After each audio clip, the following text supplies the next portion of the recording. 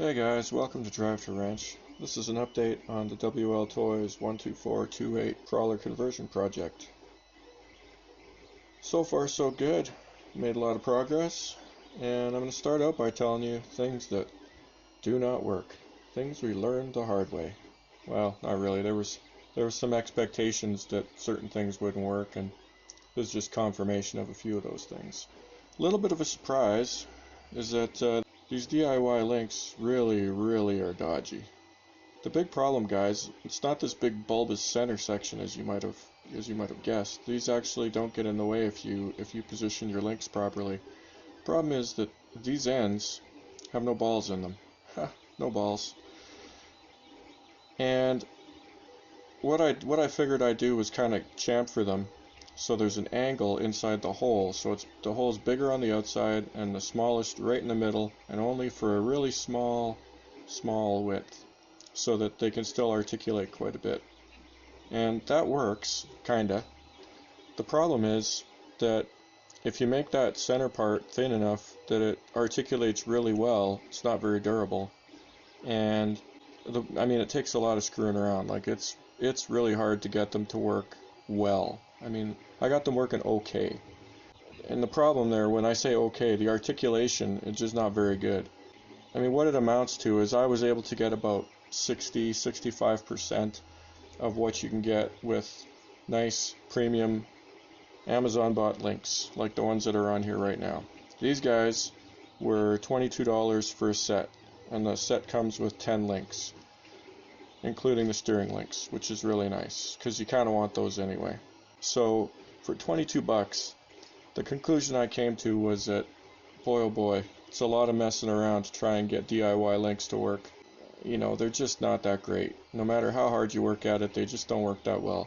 So for my money, it's 22 bucks well spent to buy links. It's one of those things. If you break an end and you're using a plastic end on a couple of ends to get things, just to get yourself running, that's one thing. Using them on all the links, that's totally different. Now the other big thing that does not work is these stock shocks, the 12428 shocks. The springs are just stupidly stiff, and I'm going to try and show you here.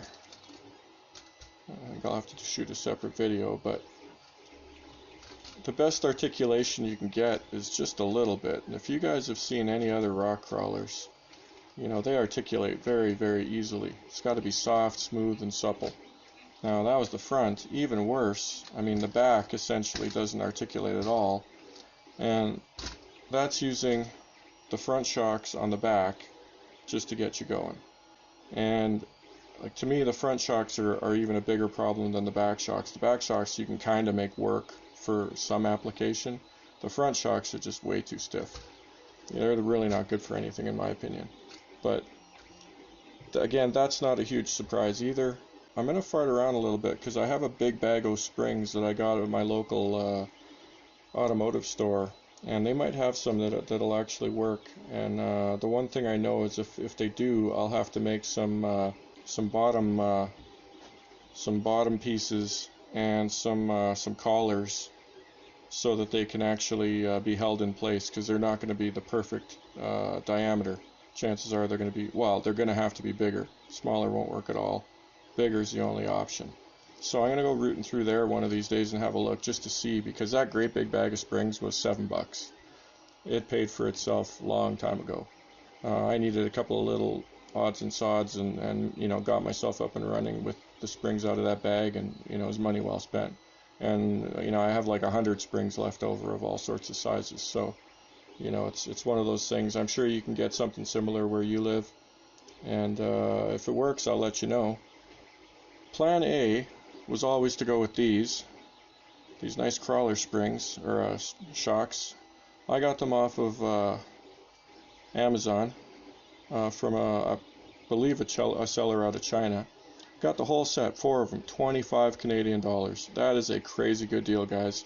You can routinely get a set of 4 of these for about 30 bucks, 30, 32, something like that. That's not a whole lot of money for really nice shocks. These are aluminum. The reservoirs are functional.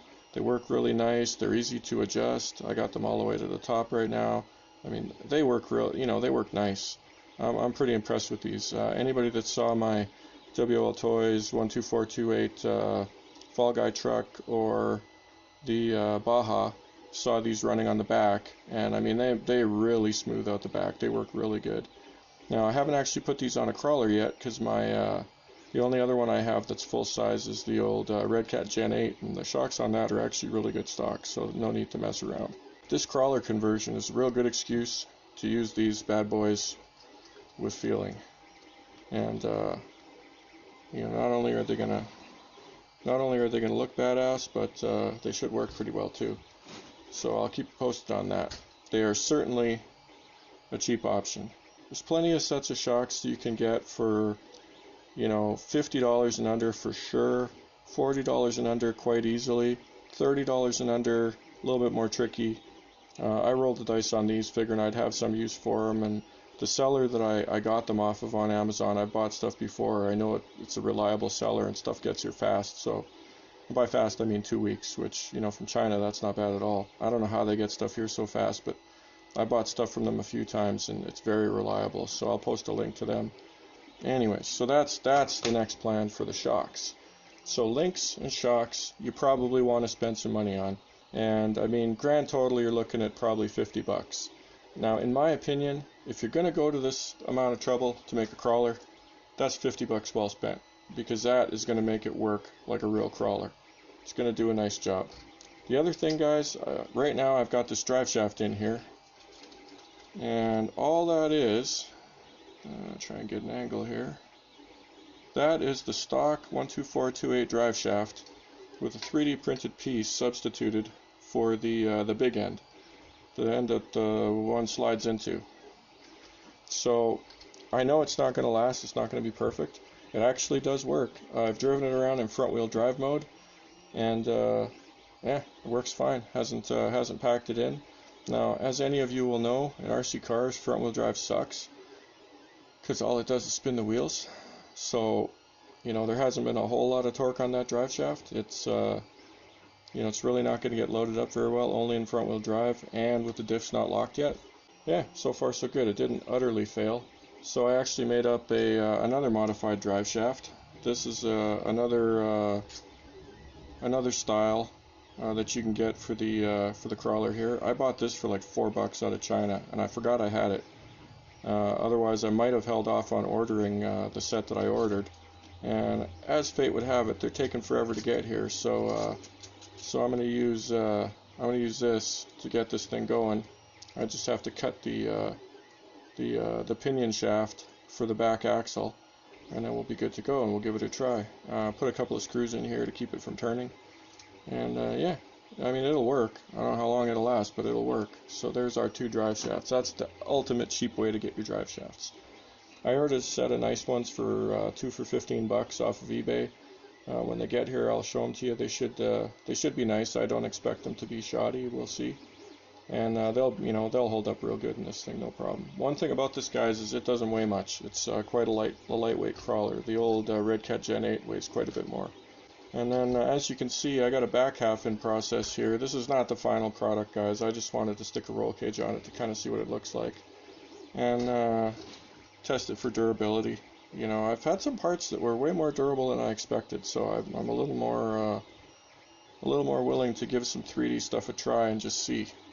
Initially, I had some poor luck with, especially PLA not being, parts not being very durable, which is to be expected. But lately, I noticed that it seems to have a lot seems to depend on the quality of the plastic you use.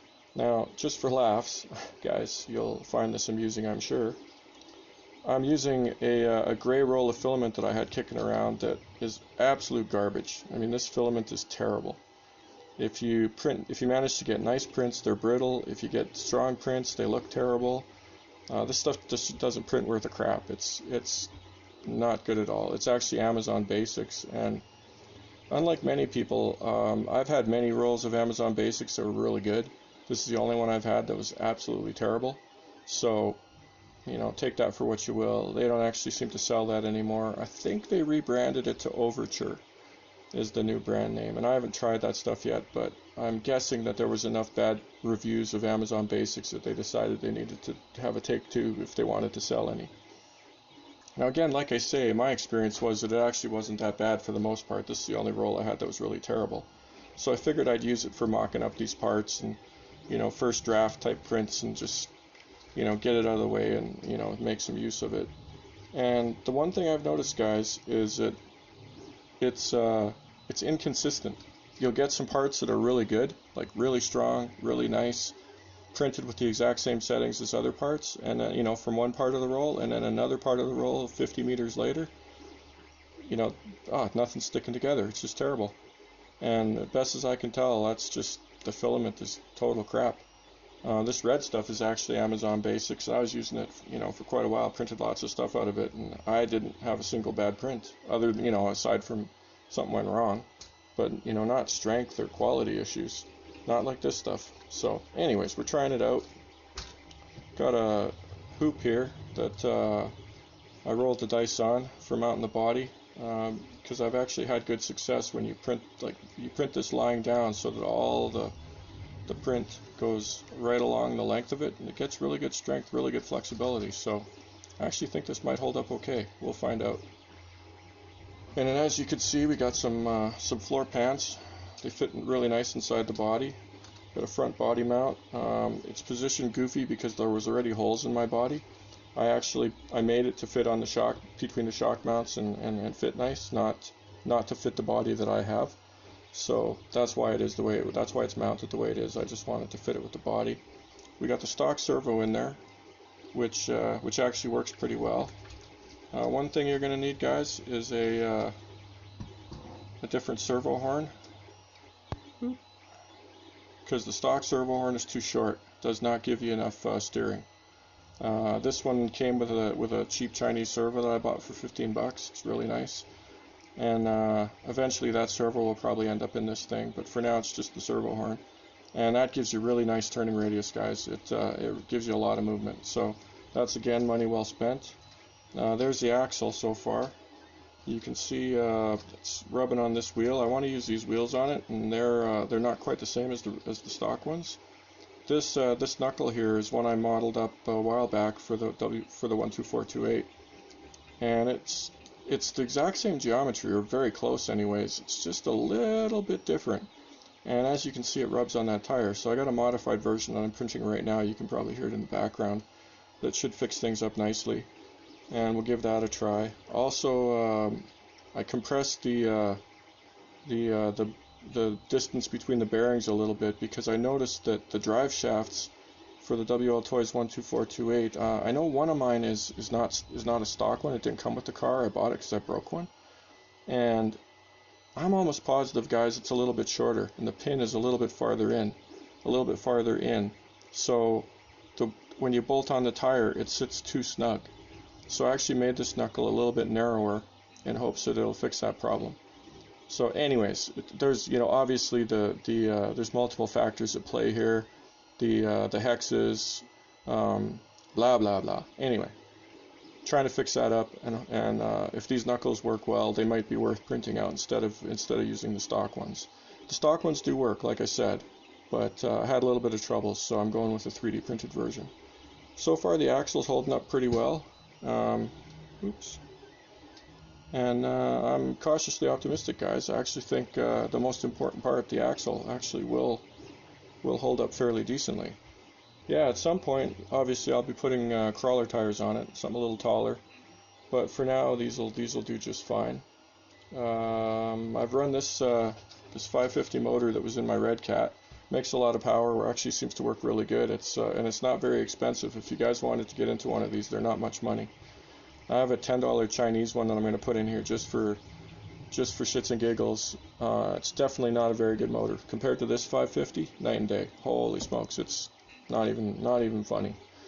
So my expectations aren't high for that motor. It's definitely one that I'm thinking will be not a recommendation, but we'll see. We'll try it out and give it a go.